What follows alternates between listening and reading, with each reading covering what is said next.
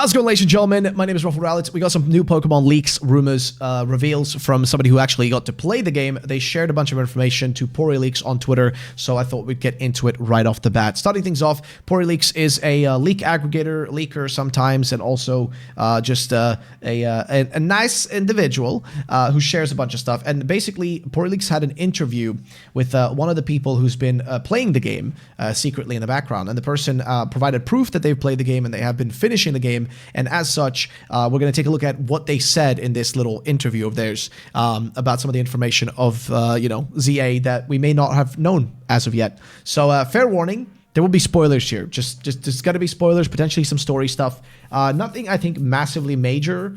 But there will be some stuff potentially. If you don't want to hear it, just please move on and don't watch this video because it's not going to benefit you in any way.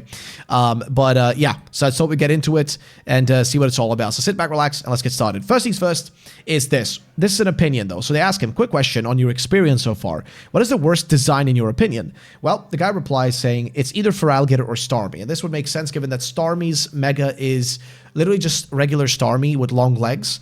And Feraligatr is just Feraligatr, but it has like a red head thing at the back of its head that it can like turn into like a giant, it's like a giant jaw essentially that turns into a head whenever it uses a specific attack or any attacks, I think. But other than that, it kind of just looks like regular Feraligatr. Nothing else is different about it.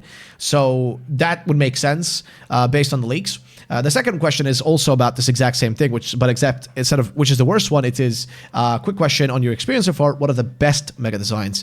With the reply being best are Barbaracle and Scolipede, which, I mean, you know what? That gets my hope up because if you have seen the Scolipede Mega, which it leaked yesterday, you probably will find it on Twitter and stuff. Like, again, I will not be sharing any images in this video, but I will just be talking about it.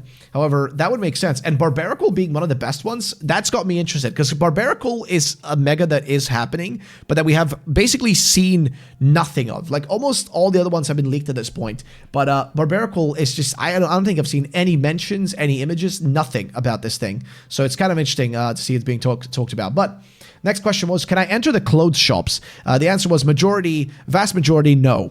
Which, yeah, man, I don't know why this is still a thing with Pokemon that we can just not enter the actual shops themselves.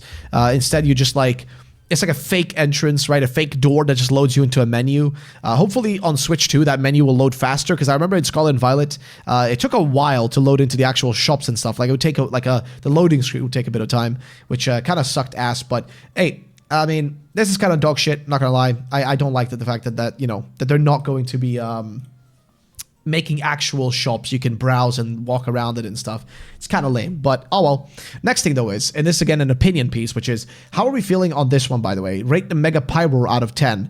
3, it's a pretty terrible. And based on the descriptions, it does sound like it might be terrible. Essentially, just imagine like Pyroar, like regular Pyroar, but give it like the flames, right, that it has on it, just extend them. That's essentially what it's going to look like, which, yeah, that's not really something to be excited for. But yeah, either way, next question is, where do you get the Kanto starters? The answer being they are in the lab after doing a few missions. Mabel gives them out to capable trainers. This is actually really big info. So Kanto stars seem to be given out in the same way almost that they were given out back in X and Y.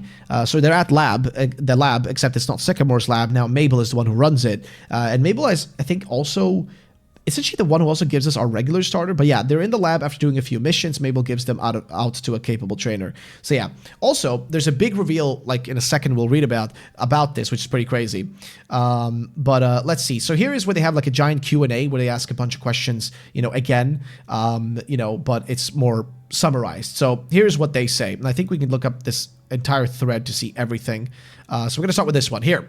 First question is Mega Barbaracle ugly looking? The answer is, honestly, Mega Frostlass and Mega Barbaracle are pretty nice. Starmie is a meme, and they hold that one till the near the end. So I guess that's that's not a good indication, is it? But the fact that at least Mega Frostlass and Mega Barbaracle, like, you know what? Wait, why do you say Barnacle? Isn't it Barbaracle? Am I crazy? But the fact that he says, like, at least that those two are good, and the fact that, like, we got, what, like, Scolipede? Okay, listen, let's, like, count the actual good Megas. So, Frostlass, Scolipede, Barbaracle, I would say, what's his name? Big Squid Man. Malamar as well. That's a pretty solid one. But you know what? Like, we can complain about having shit megas, but I think like we have a few decent ones at least to like make up for the bad ones. But either way, next question is, rank the game's difficulty. Apparently very easy in the beginning, which makes sense because early on you're probably going to, like with this, especially if you have a starter, you're just going to like steamroll through a lot of stuff.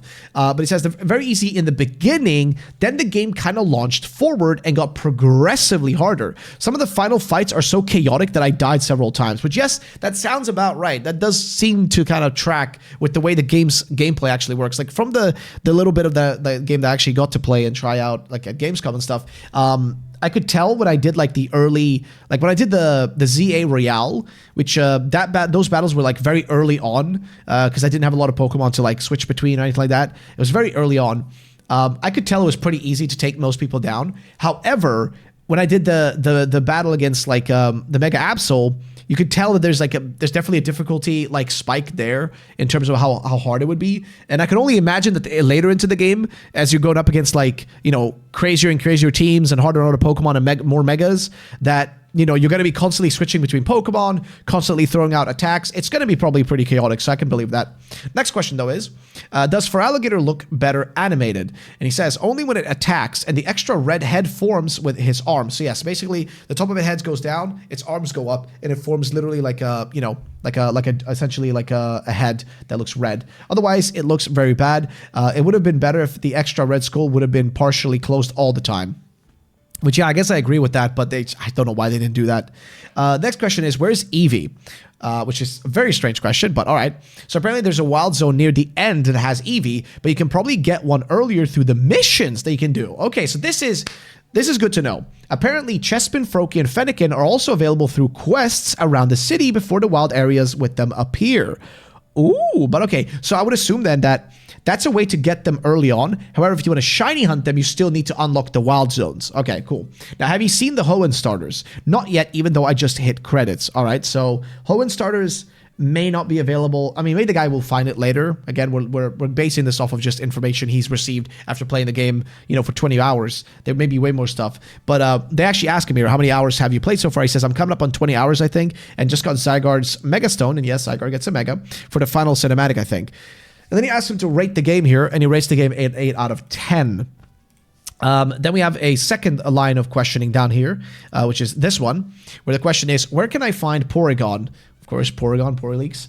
I haven't seen Porygon at all. That's not to say it's not in the game. I just didn't see any of it through my playthrough. And I think Centro actually came out and also said, like, oh, it's not in the game because there is no, I think, what was it he said? Like one of the discs or whatever, like things like that were missing for it. You know, for evolutions and all that. So, I mean, wouldn't be that surprising. Now, the next question is, what Pokemon are found in the sewers? This is actually a good question because we have only seen one screenshot of the actual sewers officially, one singular screenshot, and that's it. So it's nice to see that they're being brought up. But he says that apparently Noibat and Inkay, they can be found elsewhere as well, though, etc. There are more in there, just can't remember. Man, why didn't nobody ask, like, how big is the sewer? Because I would want to know, like how big is the area? Like, how much is in there? Then the next question is, does the map feel boring and samey? He says, that's an interesting question. It was okay with the city aspect. Some wild zones have a different aesthetic, and the biggest issue I had was a lack of mobility and the issue of verticality. Okay, that would make sense, because, like, the only way to get on those roofs is with those weird little, like, booster things. And I guess if, like, there's only a booster on one specific corner, you're gonna have to, like, look for that one to get onto that specific building, which would be a little bit annoying, but oh well. But yeah, so I guess biggest issue is the lack of mobility and the issue of verticality, because I guess there is no rideable Pokemon, and I guess the what do you call them? The freaking rollerblades are not back either, so we don't have that to work with. Either way, next question is, can I go into random NPCs' homes? Does the city have many enterable buildings? Not very many. And dude, how do you... I'm sorry, listen, I get it that, like, people make the argument, like, it's not realistic. It's not realistic to go into buildings. I don't care about it being realistic. It's something we got to do in the original Pokemon games forever, dude. We always had that as an option. And it was one of the most fun things, was just, like, going into random people's houses and discovering, like, weird things, or them telling you the stories about their life and stuff. Like, it just adds, like, an extra level of fun, you know what I mean? An extra level of exploration. But come on, man, really? Like, it's a little sad, I'm not gonna lie. But yeah, either way. He then asked, best megas you've seen so far. He says, again, Barbaracle and Scolipede. I think we already read that before. He says, I have a question. Who's your favorite character design so far, male and female? He says Corvo, whatever his name is. Obviously the guy who reads like the Rust Syndicate for the guy, and Tawny for the girl. There's still a mystery with her I'm trying to solve. Okay, fair enough. The next thing is, can you enter the clothes shops? Okay, no, why am I seeing this again? Here we go. Now, here's part 3. This next thing is, do you know if these are accurate? And then this is some spoilers. So L, which, you know, if you don't know, L is Mr. Lysander. And he is back, and he's older. And his L's Mega Pokemon is apparently Gyarados, so that's what like the leak said. Felipe's Mega Pokemon Skarmory, Corbo's Mega Pokemon Scolipede, and Jet's Mega Pokemon Clefable. Wait, Felipe? How am I getting like who's Felipe, bro? I'm totally blanking on who Felipe is. Felipe is not like the guy we no, because that guy should have a Scrafty. It's not the guy part of Team MZ, is it? I mean, Jet, I know. Vinny, wait. No, Vinny we've seen. We've actually seen. Like, Lake, by the way, a spoiler for any of you guys who do not know. Vinny's Mega can jump forward like 5 seconds. Vinny's Mega is Drampa. But either way, he says here, though, that the middle two are correct. So Felipe's Mega being Skarmory and Corbo's being Scolipede are correct. I did not battle L, and a different trainer has a Mega Clefable. Okay, so Jet does not have Mega Clefable. Interesting. Next question is, where do you get the Kanto starters? Wait, this is the same question again. I think it's like just a compilation of everything.